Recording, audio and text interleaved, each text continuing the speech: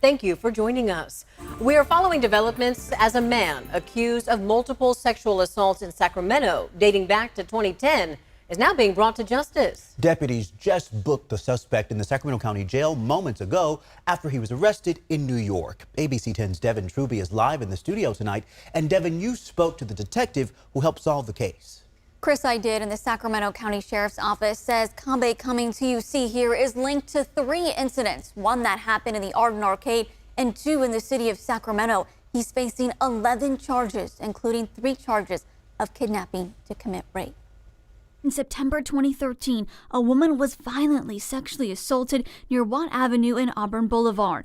A detective's personal passion for solving cases like this started the process in November 2021. There was evidence that hadn't been processed previously. From that, she was able to get a full DNA profile. 7 months later, that profile was developed and put into CODIS, a national database of DNA profiles from convicted offenders. It not only matched one of the sheriff's office cases, it also matched 2 other sexual assault cases with Sacramento Police Department dating back to 2010. Detectives were able to determine that Cummings was living in New York. Last month, they recruited the FBI and the New York Police Department to help.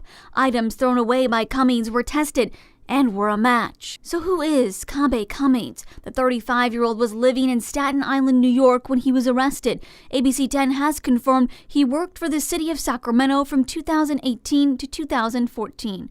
The city confirmed he worked for the Department of Youth, Parks, and Community Engagement with their START program as a program leader and site coordinator during this time of accused sexual assaults. We also discovered Cummings was named in a lawsuit in New York in 2019, accused of having a sexual relationship with one of the 14-year-old girls he was charged with supervising in a foster care program. It's a really good feeling knowing that we've taken this truly a monster off of the streets. And even better, to call one of the victims of the cases in 2010 to let her know her attacker had been caught. ABC 10 spoke to one of those victims who wished to remain anonymous. When it all first happened, I was really hoping that the DNA and everything would help catch him.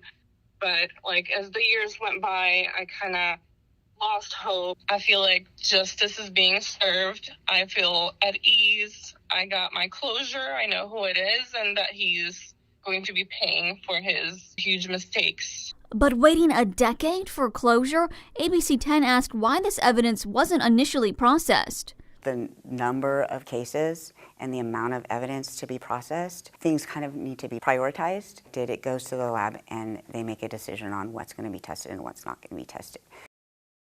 We asked if there's an official policy or time where cold cases like this can be reviewed. The detective, Heather Fiel, says there's nothing official, but her unit does make it a point to go over all cold cases regularly to see if there's any new avenue that they can pursue, Chris. So much disturbing information. And Devin, I understand we do expect to learn even more on this case as soon as next Tuesday. There'll be a press conference with the district attorney, Sacramento police, and even the FBI to walk us through this arrest. At that time, we also expect to get the official complaint of those court records, Chris. Our Devin Truby live in the studio tonight. Devin, thank you.